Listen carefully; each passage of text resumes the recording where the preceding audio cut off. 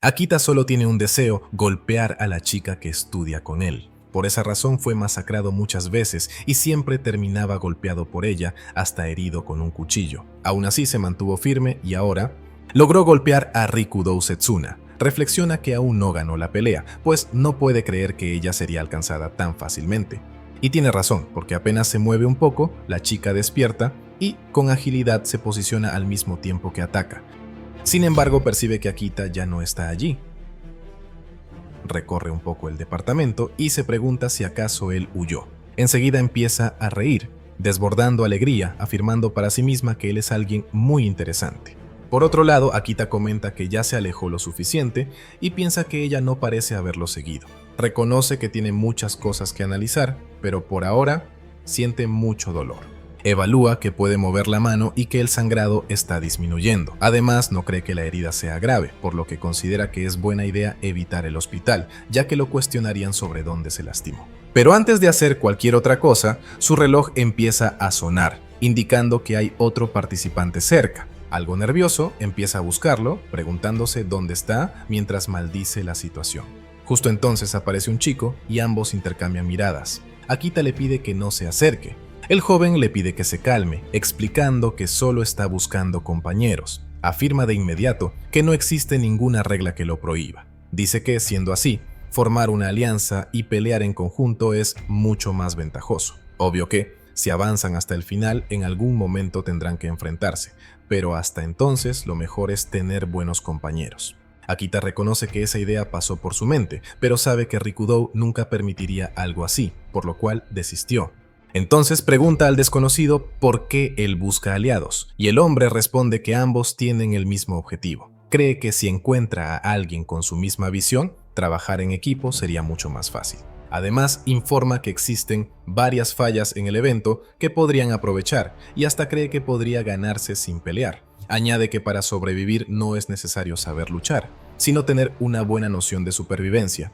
Akita reflexiona sobre eso y admite para sí mismo que, al concentrarse tanto en hacerse más fuerte, no se tomó el tiempo de analizar las reglas. El joven misterioso comenta que debe haber más personas como ellos allí afuera, y pregunta por qué no se presentan primero.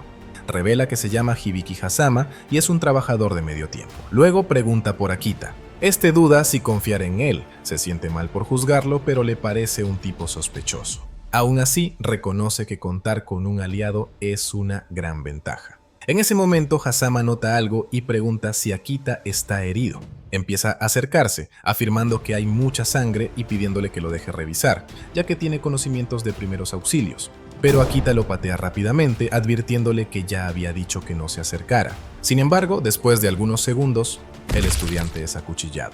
Mientras Akita grita de dolor, Hazama pregunta si no escuchó lo que dijo, recordándole que se trata de un juego de eliminar o ser eliminado. Luego afirma que fue cruel que lo golpeara de la nada y pregunta si practica algún arte marcial, quizá kickboxing. Añade que seguramente él se toma muy en serio ese estilo de pelea. Akita se queja, pensando que no puede ser y que es la segunda vez en el día. Algo que no debería aparecer en una pelea ha vuelto a aparecer. Hazama comenta que, cuando saca eso, todos ponen la misma cara, como si hubiera roto alguna regla. Luego pregunta por qué los luchadores insisten en pelear a puño limpio y por qué buscan ser los más fuertes. Dice entender que no pueden llevar un shinai todo el tiempo y que portar un arma de fuego es demasiado arriesgado. Pero aquello que él sostiene en la mano cabe en un bolsillo y el riesgo es mínimo. Además, como puede verse, el efecto es enorme. Cuestiona si existe alguna razón para no usarlo, afirmando que no hacerlo es una completa estupidez. Por eso, considera ridículo que alguien que no usa armas hable de ser el más fuerte. En las peleas dice quien puede dar un golpe completo con un bate de metal es el más fuerte, y quienes ignoran la ética y las reglas siempre terminan siéndolo. En una historia sin romanticismo ni justicia, usar armas es indispensable para ser el más fuerte. Akita escucha eso y se pregunta mentalmente qué está diciendo ese tipo. Reflexiona que todos cruzan fácilmente aquello que nadie se atrevería a hacer sin sentir culpa.